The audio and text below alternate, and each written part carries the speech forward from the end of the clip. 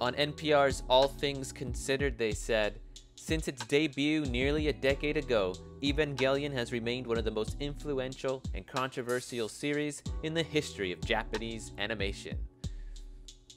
Wired says, "Anno's Evangelion might just represent our next evolutionary strides."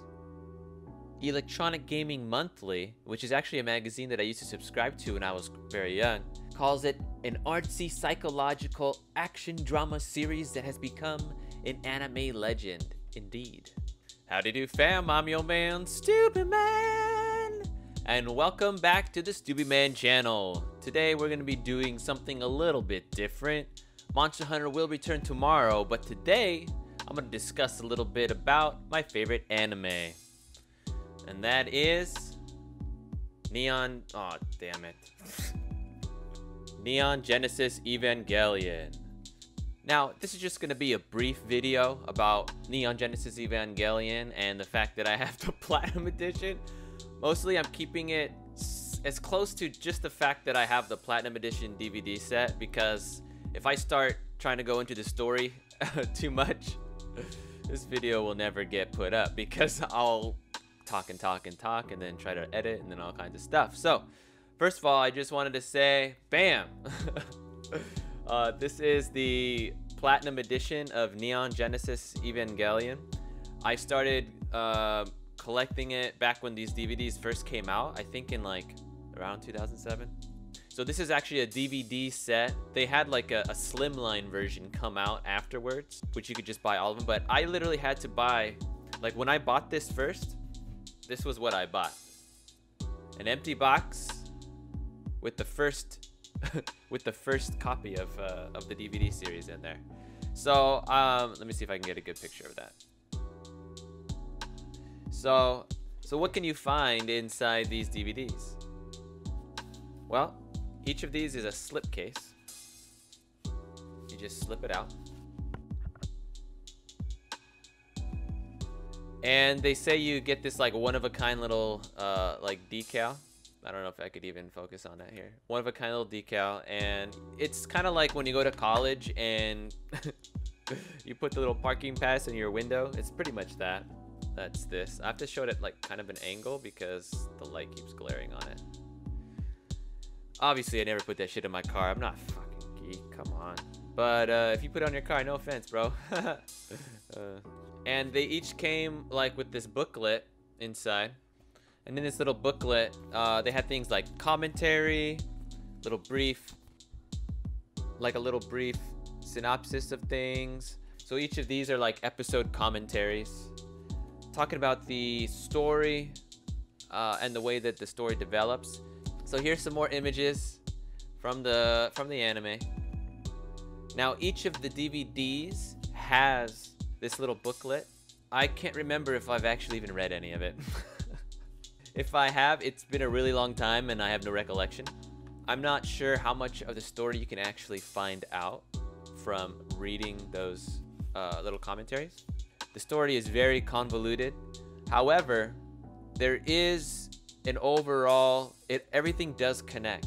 The story makes sense. However, a lot of people like to pretend that it doesn't make sense and that it's full of a lot of red herrings or something like that. These are things that I've read on the internet like from years ago.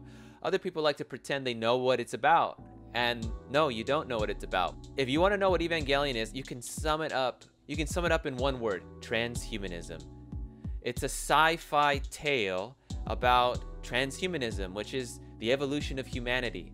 And it sounds ridiculous to put it that way, but that's just what it is. And it's actually in the tradition of sci-fi stories that Arthur C. Clarke would create. For instance, I read that a sci-fi book that influenced and was inspiration for Evangelion is called Childhood's End by Arthur C. Clarke, which I think is nowadays is even a series you can watch on Netflix, or not on Netflix, on Amazon Prime. I think that's the one.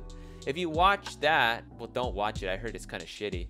But anyway, I'll stop right there about that. I had actually started watching Neon Genesis Evangelion in high school, towards the end of high school. I'd heard about it online, and I was actually working at a video game store at the time. I was probably 17 or 18. and they happened to have a used copy that got traded in, and so we threw that DVD up on the video screen that was in the store, and we just started watching the first episode of Evangelion, which is incredible. I had my coworker there. He says, "Dude, I'm not even into anime, and this show already has me hooked." And that was just the first episode. My first experience of Evangelion after viewing it in the store was I went on eBay. I think I went on eBay, or there was also this old website called deepdiscountdvd.com. It was one of those two websites where I looked up where can I find the entire collection of Evangelion, and I think I ended up buying this like bootleg like knockoff copy of it, but it was the whole disc, and it was pretty good condition. I mean, the presentation wasn't terrible, but the Platinum Edition wasn't even out at that time. It wasn't until I heard that the Platinum Edition was being announced, and I saw that there was gonna be a box collector set, that I was like, hell yeah, I'm going to get this set, and I'm gonna take the next year or two and just I don't care if I have to pay 20-30 bucks for each DVD, I'm gonna buy them all. And that's what I did. This is like the only DVD set that I like serially bought. Actually, no, that's a lie. The other one that I got was Mobile Suit Gundam Seed. A friend actually got me the first edition of that for Christmas when it first came out. He bought me the first DVD of that, and the whole set hadn't been released, so I was like, all right, I really enjoyed Mobile Suit Gundam Seed. I'll go keep buying that. But this was the only one where I actually had like the box, collector's edition box with it and everything too. Now, in the 4th edition of the Platinum series, you'll find an episode called Splitting of the Breast. It's episode 16. Now, in every episode of Evangelion, there's the English translation, well, not really a translation all the time. There's the English version of the title, and then they will put the Japanese version. Well, the Japanese version of episode 16 is called The Sickness Unto Death, and it's a reference to a 19th century philosophical work called The Sickness Unto Death. This one. The Sickness Unto Death is written by Søren Kierkegaard, who was a Danish Christian existentialist philosopher. He's kind of known as one of the origins or progenitors or creators, I don't know, of existentialist thought. And if you look at the subtitle of this book, it says A Christian Psychological Exposition for Upbuilding and Awakening. In The Sickness Unto Death, Søren Kierkegaard talks about the different types of despair, and he basically talks about how despair is the sickness that leads to death. Now, I feel if I talk too much about this book, we'll go off on more tangents. Suffice to say, this book is one of the influences to Evangelion, along with Childhood's End. And you can see that there's a whole lot of deep stuff that goes into Evangelion.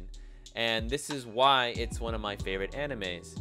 It works on psychological level, it works on a philosophical level, even a kind of a religious level, works on a conspiracy, political level, science fiction. It has all these different elements brought together into one. So it's much more than just an anime. This is not something that makes you always feel good inside. It's something that's very challenging and something that puts you in a state of awe, makes you want to figure out the puzzle. And a lot of people probably don't like that.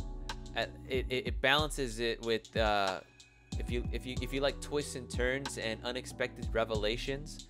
Evangelion is incredible for that, but it's not chaotic, and a lot of people think it's chaotic. I really don't think it is.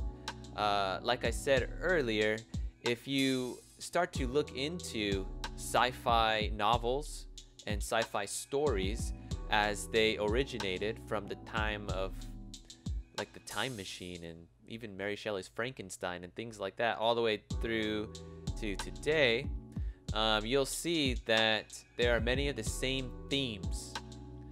And that's, if you want to understand Evangelion, that's where you go. You look at the history of sci-fi.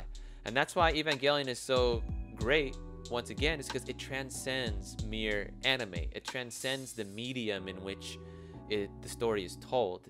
And that's how I look at it, as true art, not just, you know, some kind of trendy thing that to cash in on on some other marketing scheme or whatever. So, you know, a piece of art is really good when it references so many other pieces of art outside of itself. I always like to explore the different references and influences of a particular, you know, piece of art or story, book, movie, etc. It's fun to chase these little rabbit trails and to figure out what is the overall picture here. What are all of these different creators talking about? And do I have the eyes to see it myself? If you haven't seen Evangelion yet, they just started putting it up. Well, I shouldn't say just. It's been up for like the last 6 months or so on Netflix. However, there is a key difference, and that's that they changed the dubs and the subs so that it's just not the same. I've read a little bit about people's complaints about that online when it first came out on Netflix, and I'm not here to get into the controversy. All I know is that I prefer the old style because it was more direct, and I'm used to the original English actors' voices, especially the main character Shinji. His English voice actor is incredible. His voice acting for Shinji is the best voice acting in English of any anime that I've ever watched. Now, granted, I'm not an otaku or anything. I'm like kind of a weeb, but I'm not a weeb because I don't even really know what that means, to be honest. I don't geek out over anime and things like that, but I do enjoy quality storytelling, and I do enjoy Japanese culture, and if those two can come together in a particular medium, like anime, that's awesome. I'll watch it, you know? Evangelion is a true piece of art. That's why I like it, and I think that's it for the video. If you guys enjoyed this video, please leave a thumbs up on it. If you'd like to see me talk more about Evangelion, such as story elements and things like that, let me know. I'll try to start talking about that stuff, and I'll try to keep them short because I know that Evangelion can get convoluted. I don't know if I'm up to the task, but hey, if you guys just want to hear me talk about it, I'll try to piece some videos like this together, and hopefully this comes out well. And once again, if you thought it did, please leave a thumbs up on it. And just let me know in the comments what you thought. And have you seen Evangelion? And let me know when you saw it, where you saw it, what was your first time seeing it, or if you haven't seen it, are you interested?